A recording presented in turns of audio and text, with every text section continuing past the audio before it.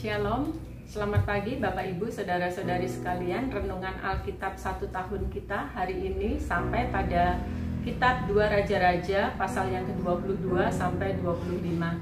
Dan yang menjadi pokok renungan kita di pasal 22, kisah tentang Raja Yosia.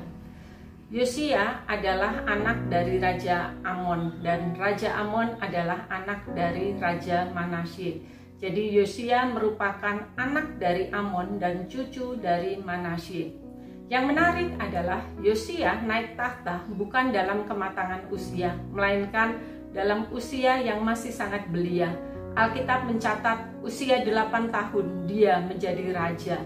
Dan kalau kita perhatikan, baik ayahnya maupun kakeknya adalah orang-orang yang tidak takut akan Tuhan.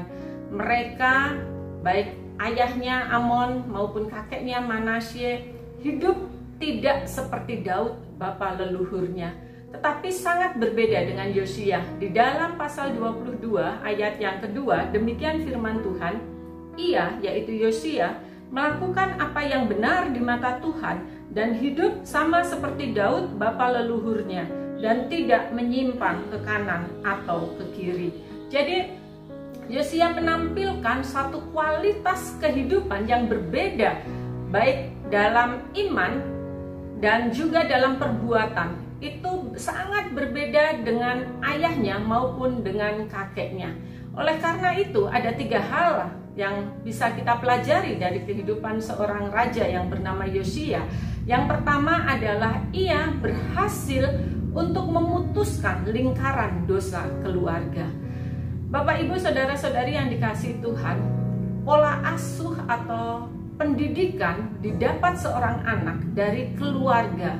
Tetapi kalau kita melihat dalam silsilah keluarga Yosia, meskipun kakek dan ayahnya adalah orang yang tidak takut akan Tuhan, tetapi Yosia mengambil langkah.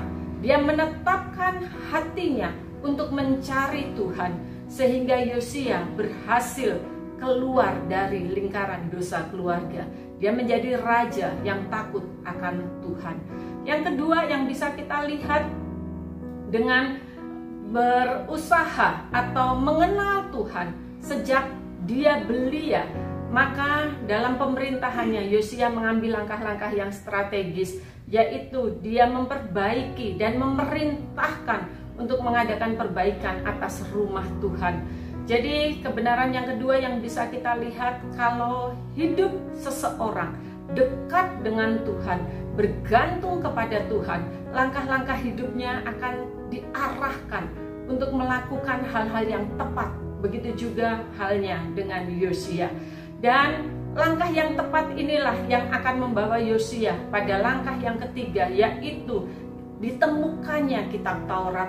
Dan dengan ditemukannya kitab Taurat, setelah kitab itu dibacakan, maka tahulah Raja Yosia akan hukuman yang akan disampaikan Tuhan kepada kerajaannya, meliputi baik pemimpin maupun juga rakyatnya.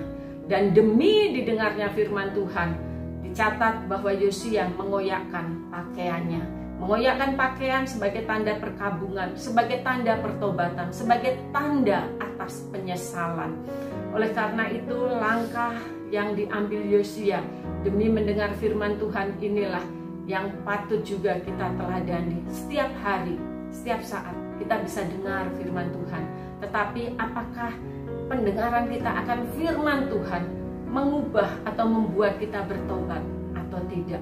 Tetapi melalui firman Tuhan kita baca pada pagi ini, mari seperti Yosia, ketika kita dengar firman Tuhan, kita akan mengambil langkah untuk bertobat dan takut akan Tuhan. Tuhan memberkati.